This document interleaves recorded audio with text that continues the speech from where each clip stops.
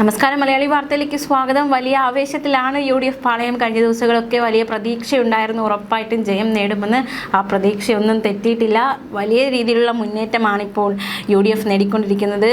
നമ്മളെ ഇനി തുടർന്ന് ഭരിക്കാൻ പോകുന്നത്, 5 വർഷം ഭരിക്കാൻ പോകുന്നത് UDF ആണ് എന്ന് വ്യക്തമായി കഴിഞ്ഞു. വ്യക്തമായ ചിത്രം കിട്ടിക്കഴിഞ്ഞു.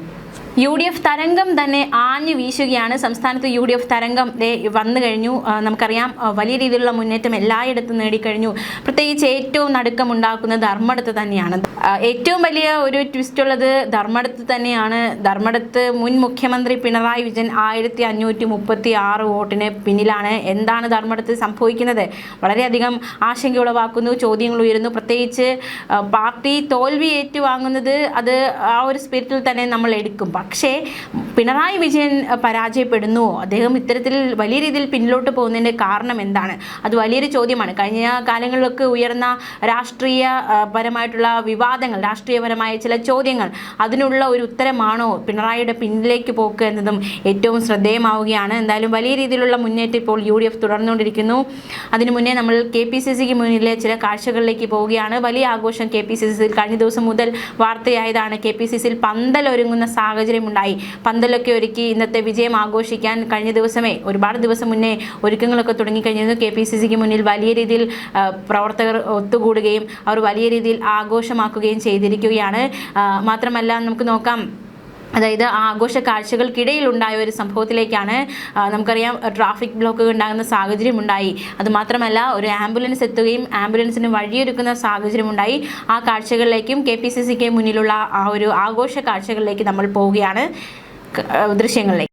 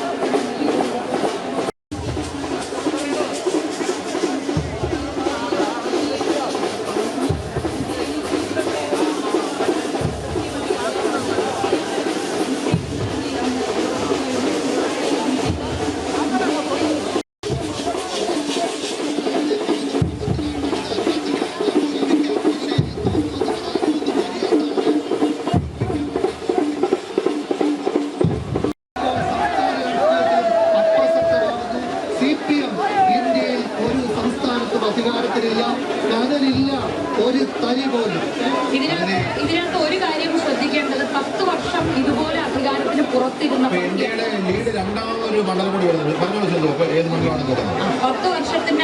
വർഷം അധികാരത്തിന് പുറത്തിരുന്ന പാർട്ടിയാണ് കോൺഗ്രസ്. പക്ഷെ അവർ ഇത്രയും മികച്ച വിജയം നേടിയാണ് തിരിച്ചു വരുന്നത്. CPM 10 വർഷം അധികാരത്തിൽ ഇരുന്നതിന് ശേഷം പുറത്തേക്ക് പോവുകയാണ്. അധികാരമില്ലാതായാലും അത് തിരിച്ചറിഞ്ഞുകൊണ്ട് അവരുടെ സംഘടന ശക്തിപ്പെടുത്തി ലീഡ് ചെയ്യുന്നത് UDF ആണ്. കണ്ണൂരിൽ 6-5 സ്ഥലത്ത് UDF ലീഡ് ചെയ്യുന്നു. കോഴിക്കോടാണ് അത്ഭുതം, 2 സ്ഥലത്ത് മാത്രമാണ് LDF ലീഡ് ചെയ്യുന്നത്. 11 കോഴിക്കോട് ഞെട്ടിച്ചുകൊണ്ട് ലീഡ് ചെയ്യുകയാണ്. മലപ്പുറത്ത് 16 UDF ആണ്. തൃശ്ശൂരിൽ മാത്രമാണ് LDF പിടിച്ചു നിൽക്കുന്നത്. 8 UDF 5, വയനാടിൽ LDF 1, UDF 2, Palakkad LDF 7, UDF 5, എറണാകുളത്തെ UDF 14 ലീഡ് ചെയ്യുകയാണ്. പത്തനംതിട്ടയിൽ 5-5, കോട്ടയത്ത് 9-ൽ 7 UDF, 2 LDF, ഇടുക്കിയിൽ 4 UDF, 1 മാത്രം LDF, 3 മാത്രം LDF, 6 UDF, കൊല്ലത്ത് 9 UDF.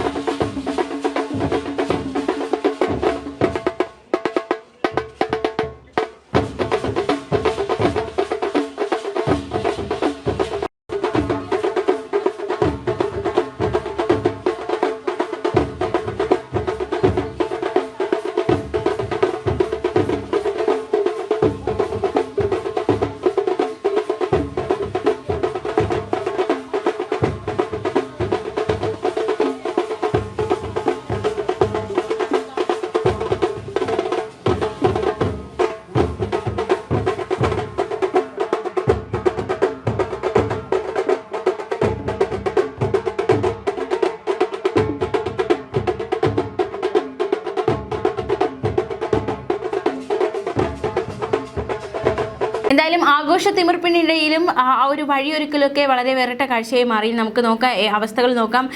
ഇപ്പോൾ എവിടെയൊക്കെയാണ്? ആറന്മുളയിൽ UDF മുന്നിലാണ്, അതുപോലെ തന്നെ LDF കോന്നിയിൽ മുന്നിലാണ്, അടൂർ, കരുനാഗപ്പള്ളി, അതുപോലെ തന്നെ ചവറ, കുന്നത്തൂർ ഇവിടങ്ങളിൽ UDF മുന്നിലാണ്, കൊട്ടാരക്കരയിലും പുനലൂരും LDF മുന്നിലാണ്, അതുപോലെ തന്നെ പത്തനാപുരത്ത് UDF ആണ് മുന്നിൽ നിൽക്കുന്നത്. ഗണേഷിൻ്റെ മണ്ഡലമായിരുന്നു. ചടയമംഗലത്തും കുണ്ടറയിലും കൊല്ലത്തും ഇരവിപുരത്തും UDF ആണ് മുന്നിൽ. ചാത്തന്നൂർ നോക്കുമ്പോൾ LDF ആണ് മുന്നിൽ നിൽക്കുന്നത്. അങ്ങനെ വലിയ രീതിയിലുള്ള ട്വിസ്റ്റ് സംഭവിച്ചിരിക്കുന്നു. നിലവിലെ അവസ്ഥ UDF 96, LDF 42, BJP 2. BJP നേമത്ത് രാജീവ് ചന്ദ്രശേഖരും പാലക്കാട് ശോഭാ സുരേന്ദ്രൻ. ഇടയ്ക്ക് രമേശ് പിഷാരടി കയറി വരുന്ന സാഹചര്യമുണ്ടായി.